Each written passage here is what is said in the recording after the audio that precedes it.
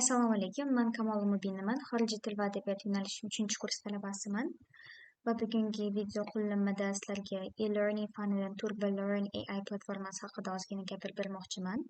Bu platforma ta'lim jarayonini sun'iy intellekt yordamida oson va samarali qiladi.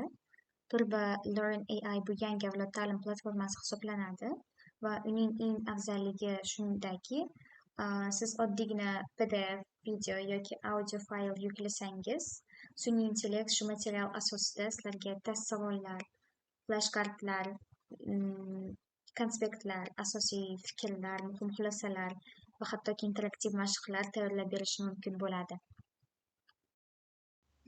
Endi esa videomiz asosiy qismiga o'tamiz va TurboLearn AI amalda qanday ishlashini ko'rib chiqamiz. Buning uchun brauzerga TurboLearn AI deb yozamiz. Va birinchi chiqqan saytga kiramiz. Saytga kirganimizdan keyin tizimga kirib olishimiz uchun platforma bizdan akkaunt yaratishimizni so'raydi va biz Get Started It's Free deb bosamiz. Sign up oynasi chiqdi. Bu yerda Google account bilan davom ettirishimiz mumkin bo'ladi. Bu yerda esa 0 dan boshlab yangi account yaratishimiz mumkin bo'ladi. Bu yerda esa tayyor accountingiz bo'lsa sign in orqali kirib olishingiz mumkin bo'ladi. Biz Google account orqali davom ettiramiz.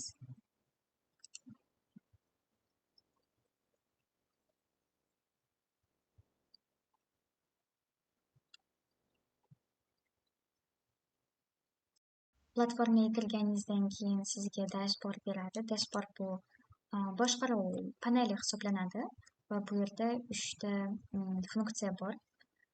Birinchisi bu ovozni yozib olish, ya'ni leksiyada o'tirganingizda ovozga yozib olishingiz mumkin bo'ladi, misol uchun, yoki tayyor audioni yuklashingiz mumkin bo'ladi. Keyingisida YouTube havolani joylashtirishingiz mumkin bo'ladi va uchinchisi bu PDF, doc, PPT kabi hujjatlar joylashtirishingiz mumkin bo'lar ekan.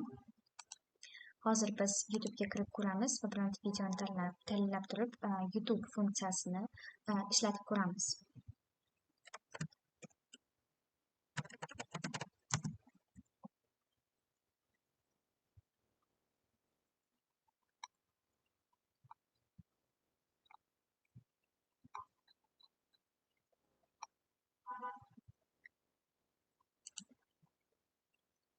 Shu videoni havolasini olamiz.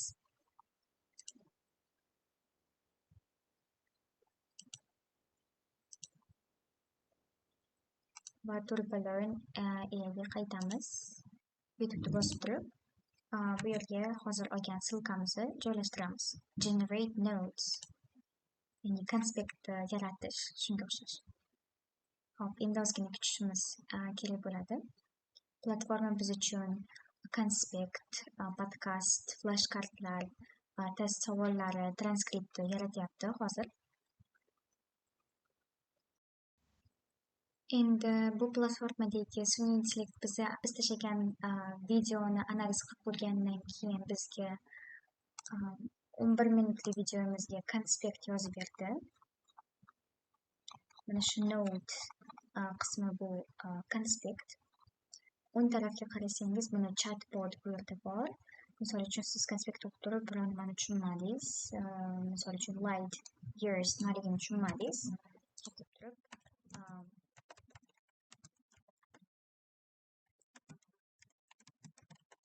light years nima deb savol beryapmiz va biz bilgan ChatGPTga o'xshab javob beradi hozir. Shunaqa qilib explanation beryapti. Endi tushunmagan joyingiz bo'lsa, hammasini shu meshda qo'shimcha javoblar olsangiz bo'ladi chatbotdan. Flashkartlar, biz bilgan o'sha flashkartlar, bir tomonida savol bo'ladi, ikkinchi tomonda javob bo'ladi va shunaqa flashkartlar 13 yasatildi bizga. Va bu yangi mavzuni o'rganib turgan juda ham foydali flashkart.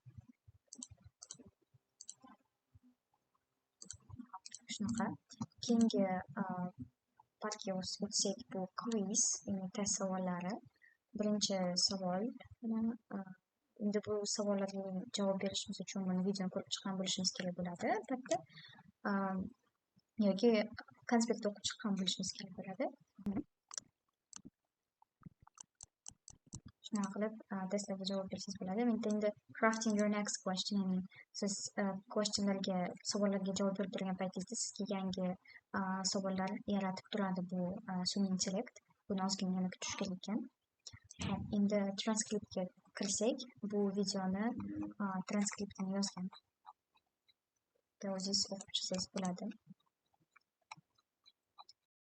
Endi bu platformani hujjat yuklash funksiyasini ko'rib chiqamiz.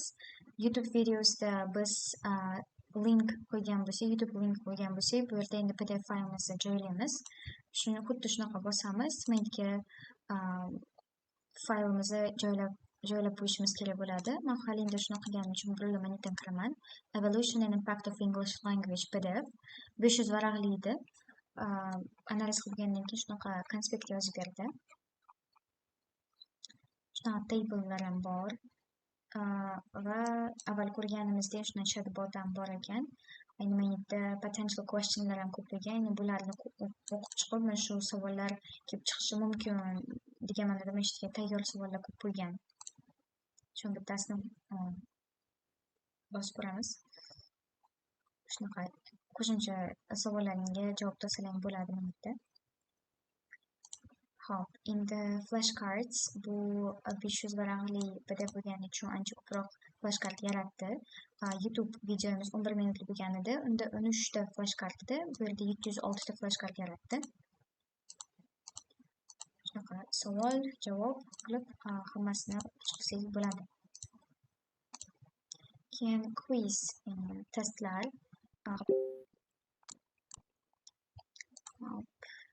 Endi transkript bor. Transkript endi bu videolarga xos, lekin bu yerda menimcha PDF faylimiz katta bo'lgani uchun buni qisqartirmasi. Endi audio yuklash funksiyasini ishlatib ko'ramiz. Bu yerda live yozsangiz ham bo'ladi audioni. Hop, biz audioni joylaymiz, tayyor audioni.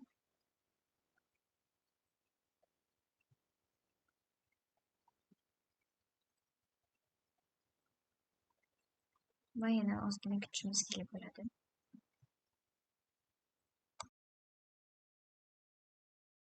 Ovoz yuklash funksiyasi ham boshqa funksiyalar kabi bizga konspekt tayyorlab berdi. O'ng tarafda chatbotimiz bor qo'shimcha savollar uchun.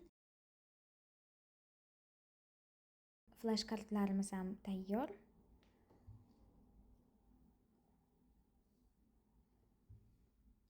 Quiz qismiga kelganda, ya'ni test savollar qismi pulli bo'lib qoldi, ya'ni bizdan premium talab qilyapti. Va transkriptni ham tayyorlab berdi. Xulosa qilib aytganda, bu platforma men foydali deb topdim. Ayniqsa katta hajmdagi materiallarni tez va samarali o'zlashtirishda katta yordam beradigan. Bepul versiyada asosiy imkoniyatlardan foydalanish mumkin, lekin to'liq funksiyalar uchun premiumga o'tish talab qilinar ekan baribir. Darslarni interaktiv tarzda o'rganishni istasangiz, albatta sinab ko'ring. Va e'tiboringiz uchun rahmat.